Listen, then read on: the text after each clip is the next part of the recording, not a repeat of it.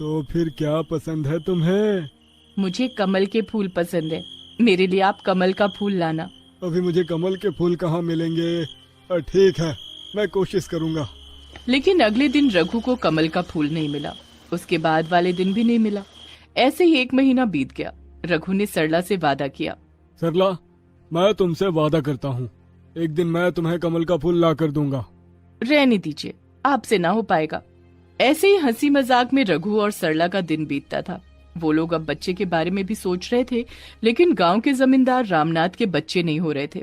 उन्हें अपना वंश आगे बढ़ाने के लिए बेटा चाहिए था, लेकिन उनकी पत्नी जानकी बांझ थी। उस वजह से जानकी हमेशा दुखी रहती थी।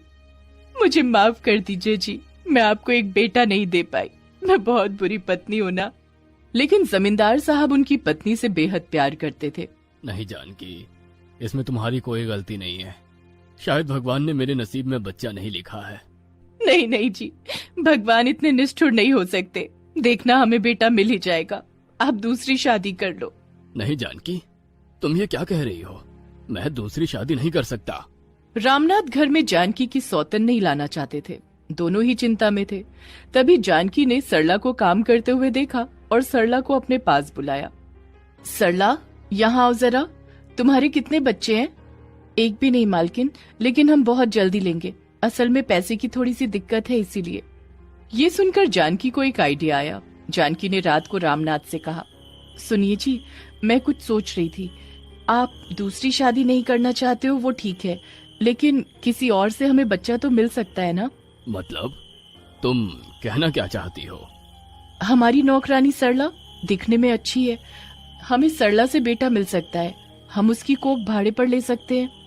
रामनाथ ने आपत्ति नहीं की। उन्हें बेटा चाहिए था और अगले दिन वो जानकी को लेकर शाम को सरला के घर पर चले आए।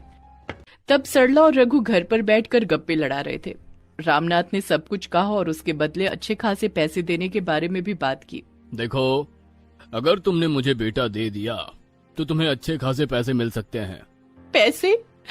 पैसों के लिए क्या मैं अपना मातृत्व बेच दूं? अपनी कोख बेच दूं? नहीं जमींदार साहब, ये नहीं हो सकता। मेरी बीवी आपके बेटे को जन्म नहीं दे सकती। और ये सुनकर जमींदार साहब गुस्से से लाल हो गए। उन्हें ना सुनने की आदत नहीं थी।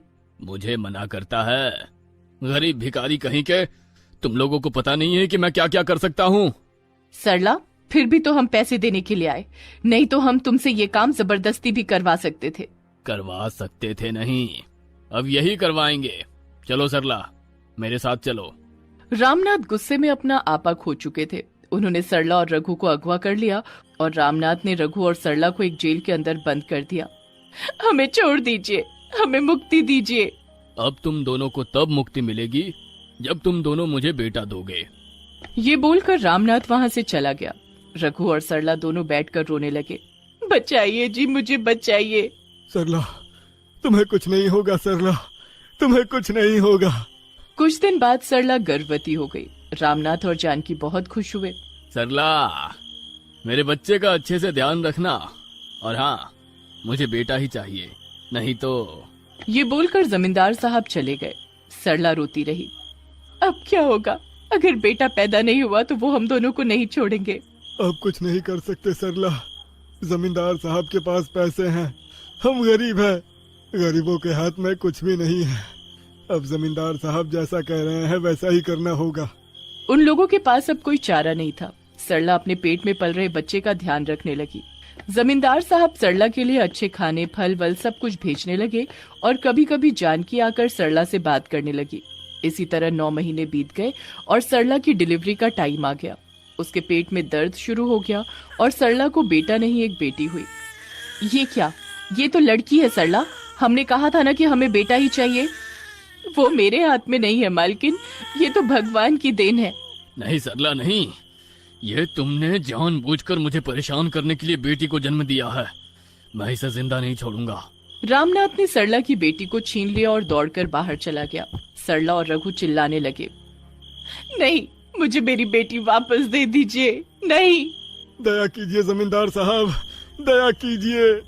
लेकिन रामनाथ ने किसी की बात नहीं सुनी। घर के पास ही एक तालाब था। रामनाथ ने उसी तालाब में उस बच्ची को फेंक दिया। वो बच्ची डूब गई। मार दिया इसे।